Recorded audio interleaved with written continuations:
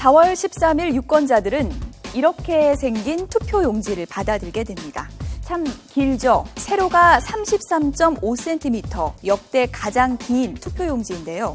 비례대표 후보를 낸 정당이 21개인데다가 혼동을 방지하기 위해서 여백을 늘리다 보니까 이렇게 길어졌습니다. 그렇다면 1인당 투표권 행사 비용은 얼마나 될까요? 6,700원이라는 분석이 나왔습니다. 중앙선거관리위원회가 편성한 20대 총선 예산 2,858억 2,700만 원을 유권자 4,210만 390여 명으로 나눈 액수가 이렇게 됩니다. 투표 비용은 점심 한 끼 값에 불과하지만 그 한 표가 행사하는 경제적인 권한은 중산층 연봉에 해당한다는 분석도 나왔습니다. 지난해 정부 예산을 기준으로 4년간 나라 살림 규모를 유권자 수로 나눈 결과인데요. 20대 국회 4년 동안 의원들이 다루게 될 예산이 지난해 예산을 기준으로 약 1,700조 원이라고 가정해 볼 때 이를 유권자 수로 나눠보면 약 4,280만 원이 된다는 설명입니다. 네, 경제적 가치를 떠나서 소중한 한 표를 행사하는 민주주의의 가치가 더 큰 의미가 있겠죠. 다음 주 수요일에 부득이하게 투표장 가기 힘드신 분들 사전투표에 참여하셔야겠습니다. 내일과 모레 이틀에 걸쳐서요. 오전 6시부터 오후 6시 사이 신분증만 가지고 가면 전국 어디서든지 사전투표를 할 수가 있다고 합니다.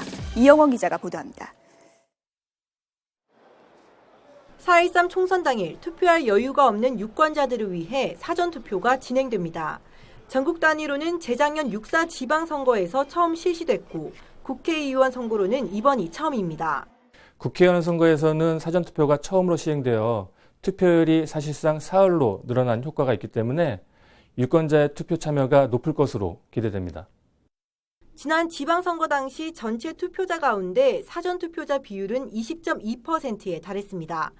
유권자 5명 중 1명이 선거 당일 투표가 아닌 사전투표를 하면서 전체 투표율도 56.8%로 올라 16년 만에 최고치를 기록했습니다.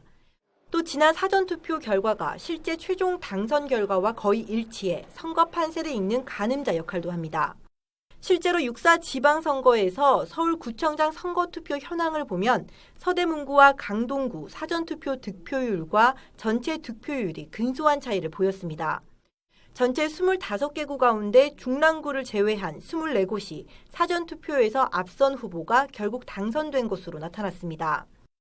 여야가 모두 지지층의 사전투표를 독려하며 총력전에 나선 이유입니다. 이 같은 사전투표는 이틀에 걸쳐 오전 6시부터 오후 6시 사이 신분증만 지참하면 전국 어디서든 가능합니다. 전국 읍면동 3,500여 곳에 설치된 사전투표소 위치와 가는 방법 등은 선관위에서 만든 선거정보 애플리케이션을 이용하면 쉽게 알 수 있습니다.